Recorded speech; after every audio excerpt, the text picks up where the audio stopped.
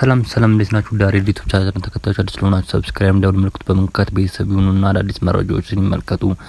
በቅድሚያ የምናደርጋቸው መረጃዎች በነዳጅ ላይ የ30% ግብር ሊጣል ነው ተባለ። የገንዘብ ሚኒስቴር ከ2018 የበጀት ዓመት ጀምሮ በነዳጅ ምርቶች ላይ አጠቃላይ 30% ግብርና ሙሉ በሙሉ ተግባራዊ እንደሚደረግ ማረጋገጡን ተሰማ። ይህ አዲስ ግብር በ15% የተጨማሪ እሴት ታክሲ ቫት እና በ15% የኤክሲዝ ቁርጥ የሚያካትት መሆኑን ሚኒስተሩ ገልጸዋል። ይህ እርምጃ በአገሪቱ የፋይናንስና ፖሊሲ ላይ ከፍተኛ ለውጥ የሚያመጣ መሆኑን የሀገር በቀል ኢኮኖሚ ማሻሻያ አጀንዳ አዲስ አካል እንደሆነም ተመልክቷል። ሚኒስተሩ ባለፈው ሳምንት በመጨረሻም ላይ ባቀረበው አጠቃላይ የዜጎች በጀት ውስጥ በተያዘው በጀት ዓመት ተግባራዊ የሚደረጉ የግብር አይነቶችን በዝርዝር አስቀምጠዋል። በዚህ መሰረት ከነዳጅ ላይ ከሚጣሉ አጠቃላይ 30% የኤክሲዝ ታክሲ እና የተጨማሪ እሴት ታክሲ በተጨማሪ የንብረት ታክሲ ይገኙበታል። እንዲሁም አማራጭ አነስተኛ ታክሲ እና የቀደም ግብርና ክፍያ በተመሳሳይ መልኩ በ2018 በጀት ዓመት ተግባራዊ ለማድረግ መታቀዱን ካፒታል ጋዜጠኛ ለመረዳት ተችሏል። ነዳጅ በማዕከላዊ የሚጫነው ሚና ከፍተኛ በመሆኑ የግብር ጭማሪ የዋጋ ግሽበት እንደሚባባስ ያደርጋል የሚል ስጋትም ሲከሰት እንደነበረም ይታወቃል። በአማራ ክልል ውጊያ ባለባቸው አካባቢዎች ታዳጊዎች ለሴቶች አድርነት መጋለጣቸውን ጥፋትን አመለከቱ።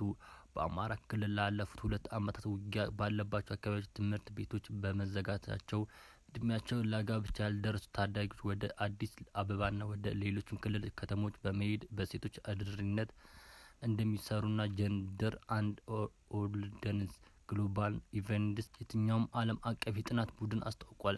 የተቋሙ ጥናት አማራ ክልል ጨምሮ በኦሮሚያ፣ በትግራይ፣ በሶማሌ፣ በአፋር ክልል ግጭት፣ ድርቅ ባሉባቸው አካባቢዎች በሚኖሩ 20 ሺህ ሴቶች ላይ የተደረገ መሆኑንና የልጆች ጋብቻን ጨምሮ ጾታ ጥቃት በከፍተኛ መጠን እንዲጨምር ማረጋገጡን ተመልክቷል። የኢትዮጵያ የሴቶች ማህበረሰብ ቅንጅት ተመራለች በሚል መሪ ቃል ባለፉት 5 ዓመታት በወጣት ሴቶች ላይ ትኩረት አድርጎ ሲሰራ የነበረው ፕሮጀክት የመዝጊያ ፕሮግራም ላይ ጥናት ያቀረበው የምርምር ተቋም የኢትዮጵያ ተወካዮች ወርቅነህ አበበ ዶክተር ናቸው።